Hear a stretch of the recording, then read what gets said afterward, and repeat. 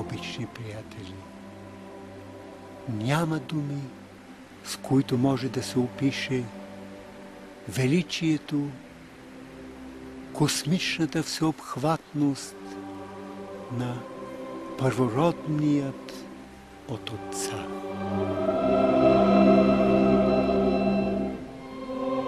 И колко вълнуващи са думите на Учителя за Христовия дух в завета на цветните лъчи на светлината, които бих искал да ви прочета, за да можем да се свържем с Христовия дух и да получим от Него Неговите велики благословения, които Той отправя чрез Йоан към всички живи души.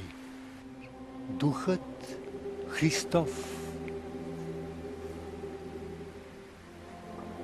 с когото ние се опитваме да направиме дълбока мистична връзка, за да може Неговата безкрайна любов, неизчерпаема мъдрост и абсолютна истина да проникне в нашия дух и в нашите души. Защото Той е, който развързва седемте печата, който отваря седемте очи, прораства седемте рогове, държи седемте църкви, образува седемте звезди, запалва седемте светилника, освещава седемте дни, разпровожда седемте духове, съединява всичко в едно цяло, образува божественото съзвучие на големите и малките светове. И тъй, обични приятели,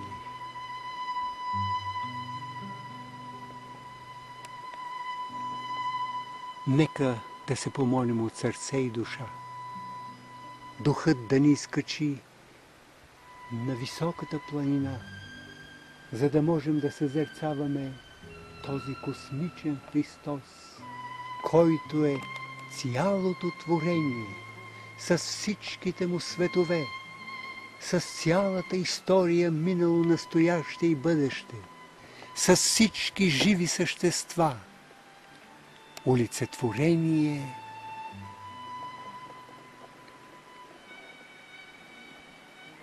в живият Господ.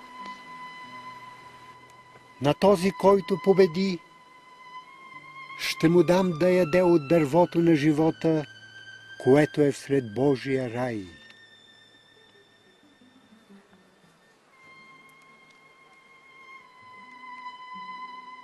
Това е тръгването в пътя от земното съзнание, от вавилонската ни цивилизация.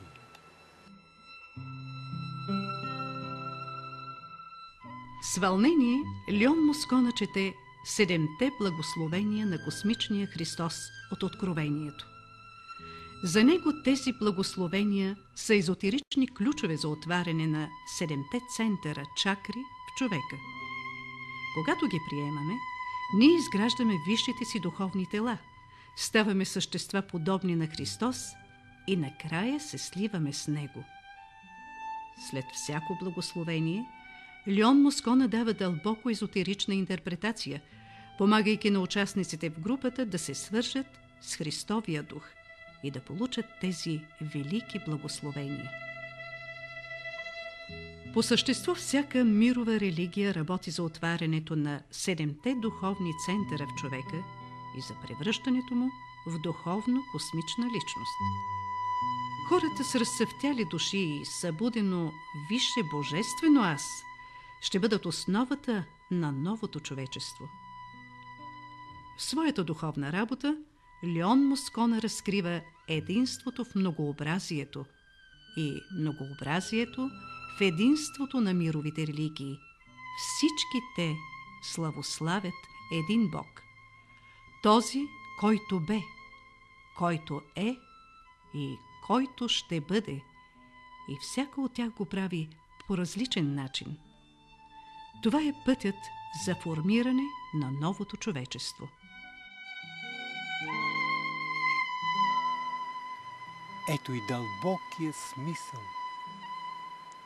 на духовната формула, която нашият обичен учител, мировият учител, въплощението на Христовия дух на 20 век ни остави.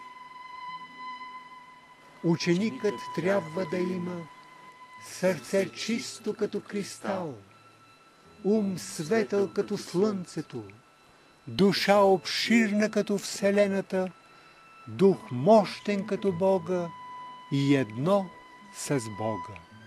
Слава на Отца и Сина и Святаго Духа, и сега, и винаги, и во веки веков. Амин.